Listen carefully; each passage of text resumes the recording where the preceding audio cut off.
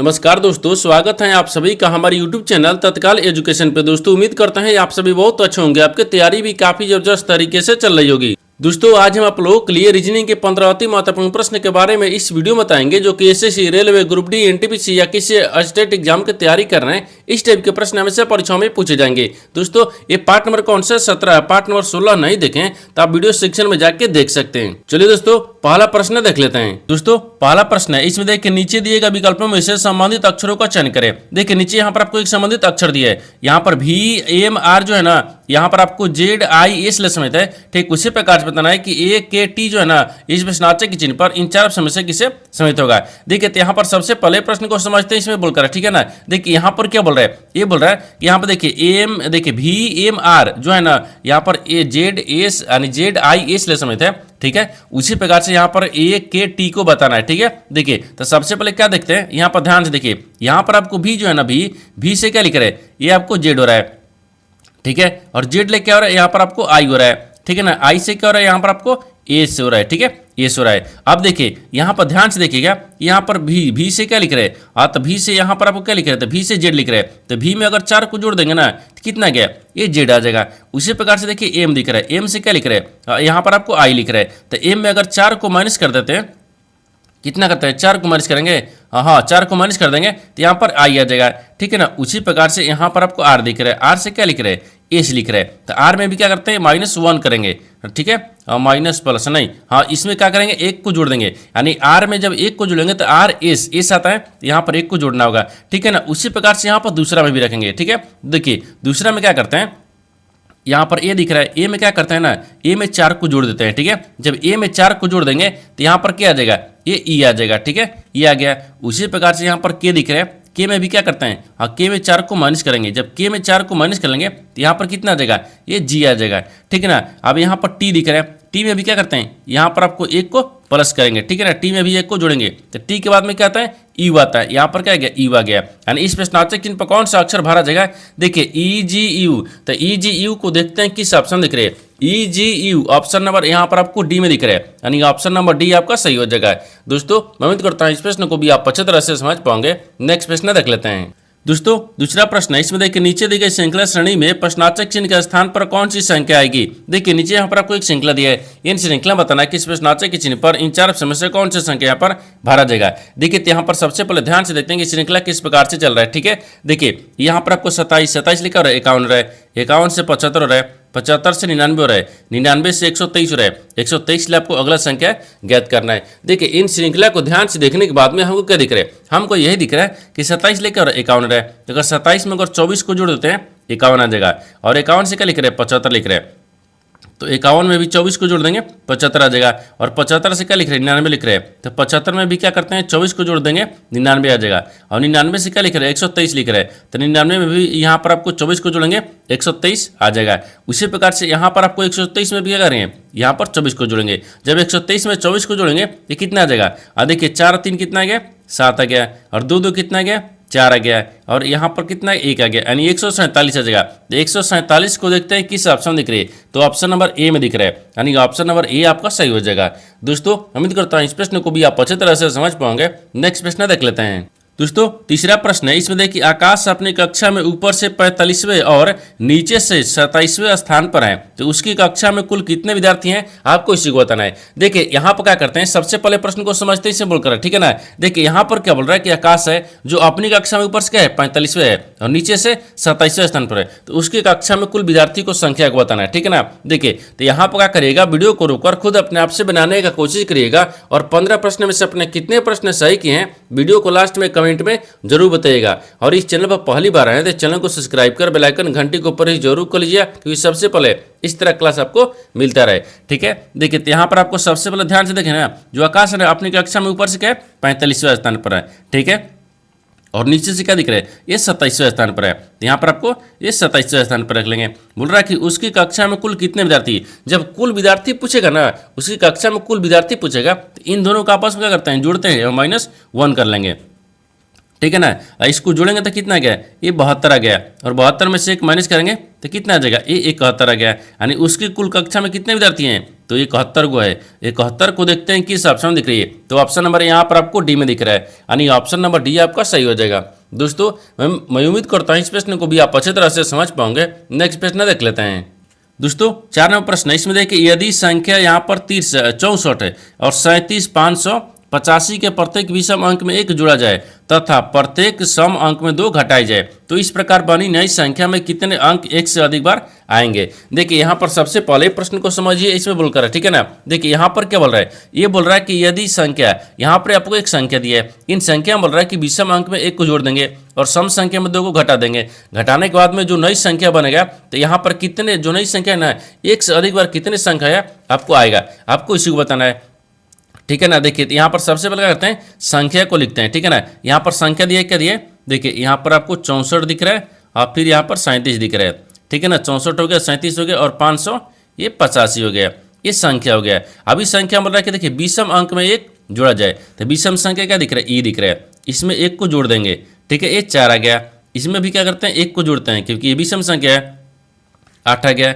इसमें भी ये 1 को जोड़ेंगे क्योंकि ये विषम संख्या है और 6 आ जाएगा, ठीक है ना। इसमें भी क्या करते हैं, एक विषम संख्या, इसमें भी 1 को जोड़ेंगे तो 6 आ गया, ठीक है। आगे देखिए, आगे बोल रहा है कि जोड़ा जाए तथा प्रत्येक सम अंक में 2 घटाए जाए। यहाँ बोल रहा है कि प्रत्येक सम अंक में क्या करते हैं, 2 को घटा लेते हैं। देखिए ये आपको 6 का दिख रहा है, सम संख्या दिख रहा है, इसमें से 2 को घटाते हैं, जब 2 घटाएंगे तो 4 बच जाएगा। अब इसमें भी क्या करते हैं, 2 घटा लेते हैं तो कितना बचेगा, 2 बच गया, और ठीक है ना। इसमें भी क्या करते हैं, 2 घटा लेंगे तो 6 बच गया, ठीक है ना। आगे देखिए, अब आगे बोल रहा है कि जोड़ा जाए तो इस प्रकार बनी नई संख्या में, तो ये क्या बन गया, ये नई संख्या बन गया, ठीक है ना, नई संख्या है। और नई संख्या में कितने अंक 1 से अधिक बार आएंगे, तो जो नई संख्या बना है इसमें 1 से अधिक बार कितना अंक आया है आपको इसे बताना है। देखिए तो यहाँ पर भी 4 दिख रहा है, यहाँ पर भी 4 दिख रहा है, 1 से अधिक बार 4 आ गया, ठीक है ना। यहाँ पर 6 दिख रहा है, यहाँ पर भी 6 दिख रहा है, यहाँ पर भी 6 दिख रहा है, यानी 1 से अधिक बार 6 भी आ गया।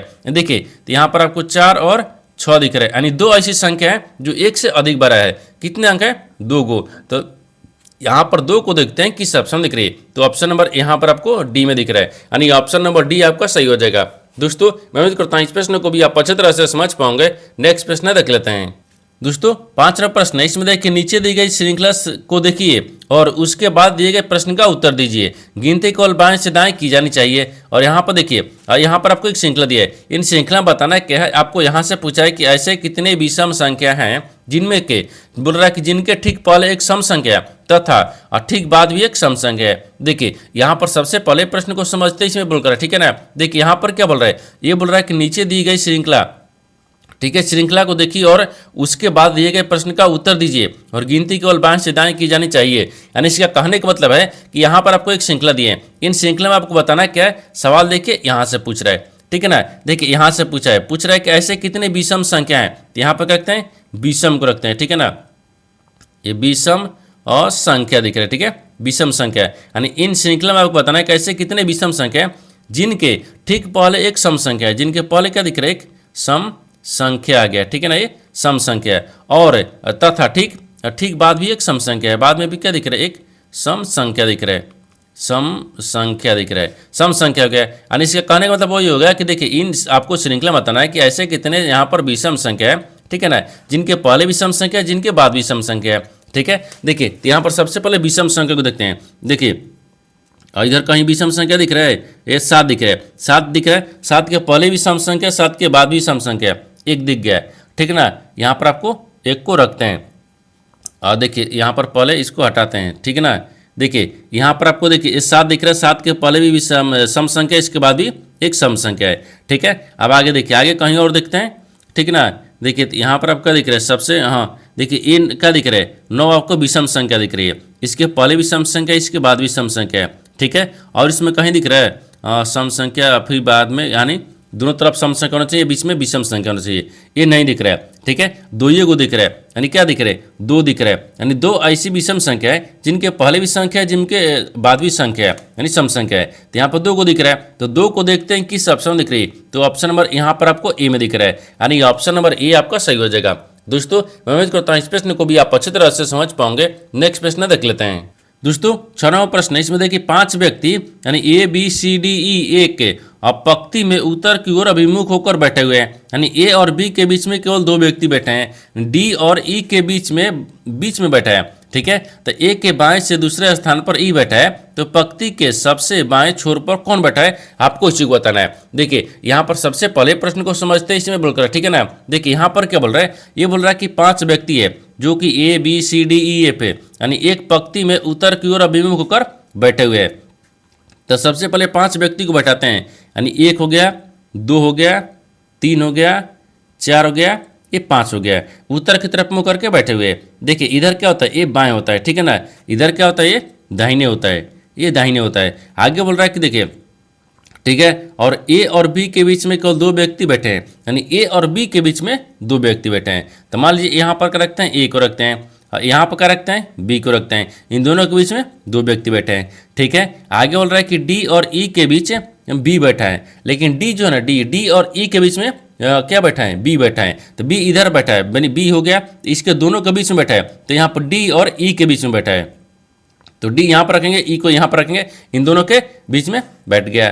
ठीक है ना, आगे देखिए, आगे बोल रहा है कि ए के बाएं दूसरे स्थान पर ई बैठा है, लेकिन ए के बाएं दूसरे स्थान पर क्या बैठा है, ई बैठा है, तो ए दिख रहा है, ए के बाएं देखिए इधर है क्या, 1 2, दूसरे स्थान पर कौन बैठा है, ई बैठा है, ई भी ठीक है, ठीक ना। आगे देखिए, तब बोल रहा है कि पंक्ति के सबसे बाएं छोर पर कौन बैठा है, तो पंक्ति के सबसे बाएं छोर पर कौन बैठा है, तो पंक्ति के सबसे बाएं छोर पर यहाँ पर कौन बैठा है, डी बैठा है, कौन बैठा है, डी बैठा है, तो यहाँ पर डी हो जाएगा। तो डी को देखते हैं किस ऑप्शन दिख रही है, तो ऑप्शन नंबर किस में दिख रहा है, बी में दिख रहा है, यानी ऑप्शन नंबर बी आपका सही हो जाएगा। दोस्तों उम्मीद करता हूँ इस प्रश्न को भी आप अच्छी तरह से समझ पाओगे। नेक्स्ट प्रश्न देख लेते हैं। दोस्तों 7वां प्रश्न, इसमें देखिए नीचे दिए गए विकल्पों में से संबंधित शब्द को चुनिए। देखिए नीचे यहाँ पर आपको एक संबंधित शब्द दिया है, यानी लेखक जो है ना आपको कलम से समित है, ठीक उसी प्रकार से बताना है कि दर्जी जो है ना इस प्रश्नवाचक चिन्ह पर इन 4 ऑप्शन से किसे समित होगा। देखिए तो यहाँ पर सबसे पहले प्रश्न को समझते इसमें बोलकर है, ठीक है ना। देखिए यहाँ पर क्या बोल रहा है, देखिए तो यहाँ पर आपको लेखक जो है ना आपको कॉलम से कैसे समित है, उसी प्रकार से यहाँ पर आपको दर्जी को रखेंगे। देखिए लेखक यानी लेखक को लिखने के लिए किसका कलम का आवश्यकता होती है, यानी लेखक को, देखिए यहाँ पर लिखते हैं लेखक को लिखने, ठीक है ना, लिखने के लिए, ठीक है ना, लेखक के लिखने के लिए कलम का आवश्यकता पड़ता है, कलम की आवश्यकता है, तो यहाँ पर लिखते हैं आवश्यकता, ठीक है, यानी आवश्यकता हो जाएगा, ठीक है ना, आवश्यकता होती है। देखिए जिस प्रकार से लेखक है ना, लेखक है और लेखक को लिखने के लिए यानी कलम का आवश्यकता पड़ती है, ठीक है ना। उसी प्रकार से दर्जी को सिलाई करने के लिए किसकी आवश्यकता पड़ती है, यानी कुल्हाड़ी का नहीं, यानी आरी का नहीं, यानी सुई का होता है। यहाँ पर भी क्या रखते हैं, ये सुई हो जाएगा, ठीक है ना, सुई, यानी सर्जन की छड़ी नहीं, यहाँ पर भी नहीं होगा। देखिए तो यहाँ पर लिखते हैं दर्जी को सिलाई, ठीक है ना, सिलाई, यहाँ पर लिखते हैं सिलाई, सिलाई के लिए, ठीक है, सिलाई के लिए, ठीक है, सिलाई के लिए किसके, यानी सुई की आवश्यकता पड़ती है, तो यहाँ पर सुई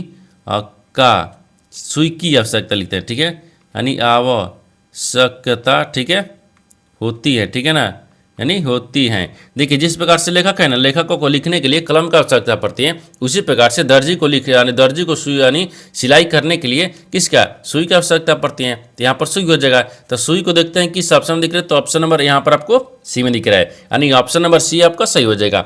दोस्तों मैं उम्मीद करता हूँ इस प्रश्न को भी आप अच्छी तरह से समझ पाओगे। नेक्स्ट प्रश्न देख लेते हैं।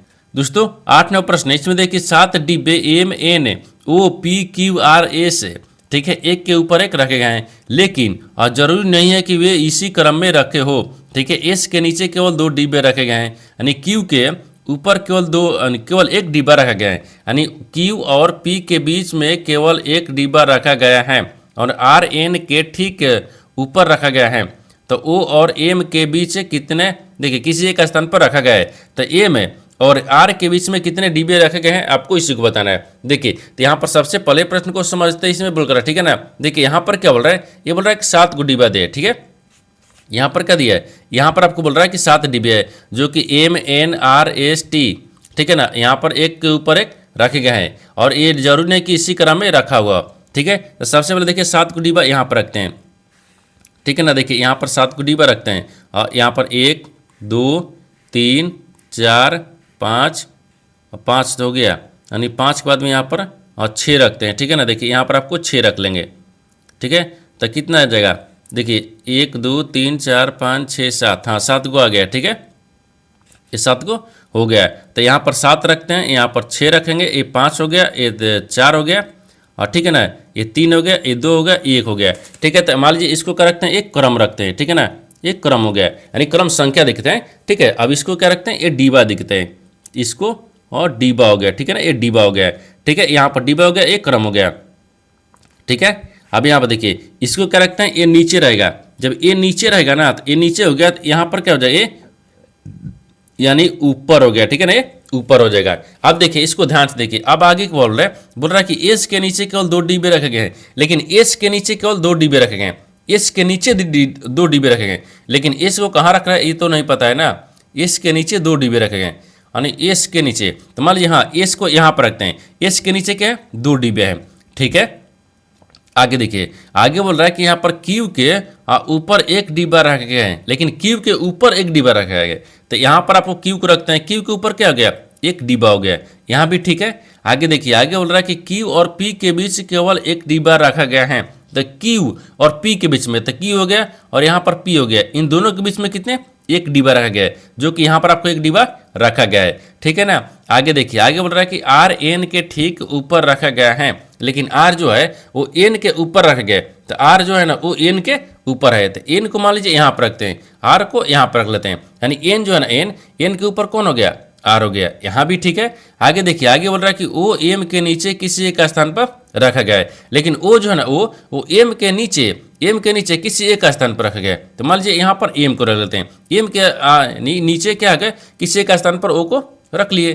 ठीक ना, अब आगे देखिए, आगे बोल रहा है कि एम है और आर के बीच में कितने डिब्बे रखे गए हैं, यानी एम और आर के बीच में बताना है कितने डिब्बे रखे गए हैं। देखिए एम हो गया और आर हो गया, इन दोनों के बीच में कितने डिब्बे रखे गए हैं। तो देखिए यहाँ पर 4 को डिब्बा दिया है, कितने दिए, तो 4 डिब्बे दिए है।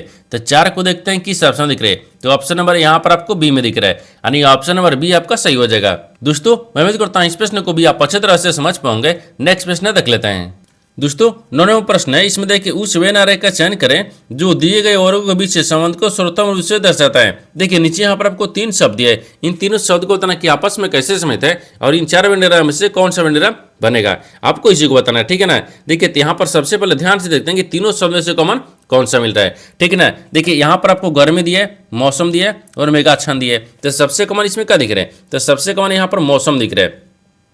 ठीक है ना, तो यहाँ पर सबसे क्या होता है, मौसम होता है। ठीक है, ये मौसम के अंदर में गर्मी आता है, क्योंकि मौसम के अंदर में गर्मी आ जाएगा। ठीक है ना, लेकिन यहाँ पर आपको मेघाच्छन्न हो गया ना, ये अलग हो गया है, ये क्या जाएगा आपको अलग देखेगा। ठीक है ना, तो यहाँ पर करते हैं मेघाच्छन्न हो गया। ठीक है ना, ये मेघाच्छन्न दिख रहा है, तो मेघाच्छन्न आपको अलग हो जाएगा, यानी इस तरह का वेन डायग्राम बनेगा। इस तरह का वेन डायग्राम देखते हैं किस ऑप्शन दिख रही है, तो ऑप्शन नंबर किस में दिख रहा है, बी में दिख रहा है, यानी ऑप्शन नंबर बी आपका सही हो जाएगा। दोस्तों मैं उम्मीद करता हूँ इस प्रश्न को भी आप अच्छी तरह से समझ पाओगे। नेक्स्ट प्रश्न देख लेते हैं। दोस्तों 10वां प्रश्न है, इसमें देखिए दिए गए वेन आरेख है, ये आरेख नहीं दिया, यहाँ पर आपको क्या दिख रहा है, देखिए यहाँ पर क्या दिए कि दिए गए वेन यानी रेखा चित्र का यानी सावधानी पूर्वक अध्ययन कीजिए, उन खिलाड़ियों व्यक्तियों की पहचानिए। ठीक है, यानी उन संख्या को पहचानिए, यानी जो अंग्रेजी नहीं जानते और न ही सिपाही है। देखिए यहाँ पर सबसे पहले प्रश्न को समझिए, इसमें बोलकर है। ठीक है ना, देखिए यहाँ पर क्या बोल रहा है ना, देखिए यहाँ पर आपको क्या दिख रहा है, ये बोल रहा है कि दिए गए वेन है, ठीक है, दिए गए वेन यानी रेखा चित्र का ध्यान पूर्वक अध्ययन कीजिए। ठीक है, और उन खिलाड़ी व्यक्तियों की संख्या को पहचानिए, उन खिलाड़ी व्यक्तियों की संख्या को पहचानिए जो अंग्रेजी नहीं जानते हैं, जो अंग्रेजी नहीं जानते हैं। तो अंग्रेजी कहाँ है, यहाँ पर, ये नहीं जानते हैं। ठीक है, और न ही सिपाही है, और न ही सिपाही तो पुलिसमैन, यानी न ही तो सिपाही है। देखिए यानी इसका कहने का मतलब हो गया कि नीचे आपको 3 वेन आरेख दिया है, रेखा चित्र दिया है, इन तीनों वेन आरेख में से बताना क्या है। देखिए ये आपको क्या दिख रहा है, ये देखिए ये आपको बता रहा है ना कि यानी इंग्लिश बोलने वाले। ठीक है, इंग्लिश बोलने वाले। अब ये क्या दिख रहा है, ये पुलिसमैन, यहाँ पर आपको ये पुलिसमैन हो गया। ठीक है, अब ये क्या दिख रहा है, ये स्पोर्ट यानी खिलाड़ी दिख रहा है। ठीक है ना, ये खिलाड़ी दिख रहा है। ठीक है, स्पोर्टमैन खिलाड़ी हो गया। ठीक है, तो आपसे बताना क्या था, आपसे वही बताना है कि देखिए उससे देखिए बोल रहा है कि उन खिलाड़ी व्यक्तियों की संख्या को पहचानिए, यानी उन यानी खिलाड़ी व्यक्तियों की संख्या को पहचानिए जो अंग्रेजी नहीं जानते हैं। तो अंग्रेजी नहीं जानते हैं तो अंग्रेजी को हटा देते हैं, और न ही सिपाही है, न तो सिपाही है, इन दोनों को हटाइए। ठीक है, देखिए इन दोनों को हटाते हैं, न तो अंग्रेजी बोलते हैं, न तो सिपाही है। ठीक है ना, न तो सिपाही है। तो इनमें बताना क्या है, इनमें बताना है कि खिलाड़ियों की संख्या को पहचानिए, यानी उन खिलाड़ी संख्या को पहचानिए जो न तो सिपाही है न तो यानी अंग्रेजी बोलते हैं। तो यहाँ पर क्या दिख रहे, ये 3 दिख रहे हैं, यानी 3 एक ऐसी संख्या है जो कि यानी खिलाड़ी तो है, न तो यहाँ पर आपको अंग्रेजी जानते हैं और न ही आपको पुलिसमैन है, ठीक ना। तो यहाँ पर आपको 3 दिख रहा है, तो 3 को देखते हैं किस ऑप्शन दिख रही है। तो ऑप्शन नंबर यहाँ पर आपको और सी में दिख रहा है, यानी ऑप्शन नंबर सी आपका सही हो जाएगा। दोस्तों मैं उम्मीद करता हूँ इस प्रश्न को भी आप अच्छी तरह से समझ पाओगे। नेक्स्ट प्रश्न देख लेते हैं। दोस्तों 11वां प्रश्न है, इसमें देखिए एक घड़ी में प्रातः यानी 7:30 से, ठीक है, 7:30 से दोपहर 12 बजे तक यानी सेकेंड की सुई कितनी बार चक्कर लगाएगी। आपको इस देखिए यहाँ पर सबसे पहले प्रश्न को समझते इसमें बोल रहा है, ठीक है ना। देखिए यहाँ पर क्या बोल रहा है, ये बोल रहा है कि ये घड़ी है, एक घड़ी में 7:30 हो रहा है, ठीक है। तो 7:30 से यहाँ पर दोपहर 12 बजे तक ना इस सेकेंड की सुई बताना है। देखिए बोल रहा है कि सेकेंड की सुई कितनी बार चक्कर लगाएगी, यानी इसका कहने का मतलब होगा कि 7:30 से लेके और 7:30 से लेके और यहाँ पर 12 बजे तक की जो सेकेंड की सुई है ना, यानी कितने चक्कर लगाएगी आपको इसी को बताना है। तो सबसे पहले क्या करते हैं, देखिए यहाँ पर आपको क्या दिख रहा है, ये 7 बजे से लेकर और 12 बजे तक, ठीक है ना। देखिए तो 7 बजे यहाँ पर लिखते हैं 7, ठीक है ना, 7:30 से यहाँ पर, ठीक है, 7:30 से दोपहर, ठीक है, दोपहर ना, तो यहाँ पर लिखते हैं दोपहर हो गया, ठीक है, दोपहर और दोपहर 12 बजे तक, ठीक है ना, दोपहर 12 बजे तक, यहाँ पर बजे लिखते हैं, ठीक है, और बजे तक का, ठीक है, यानी कुल समय, ठीक है, कुल यहाँ पर रखते हैं, ठीक है ना, ये कुल हो गया, ठीक है, कुल समय यहाँ पर देखते हैं, ठीक है, समय हो गया। देखिए यहाँ पर आपको वही बोला ना कि 7:30 बजे से लेकर और 12 बजे तक यानी जो सेकंड की सुई है ना कितनी बार चक्कर लगाएगी आपको इसी को बताना था। तो 7:30 बजे से लेकर 12 बजे तक ना यहाँ पर कुल समय निकाल दिए, कुल समय निकालिए। तो कुल समय निकालेंगे तो कितना गया, यानी 4 1/2, ये क्या आ गया, 1 घंटे में आ जाएगा, ठीक है, घंटे में, यानी 4 घंटे। देखिए जैसे यहाँ पर 7:30 हो गया तो 7 को छोड़ दीजिए ना, 7:30 को, तो यहाँ पर करते हैं 8 9 10 11 12, यहाँ पर आ गया ना 12, तो 4 घंटा हो गया, ठीक है ना, यहाँ पर 4 घंटा हो गया, ठीक है, 4 घंटा हो गया।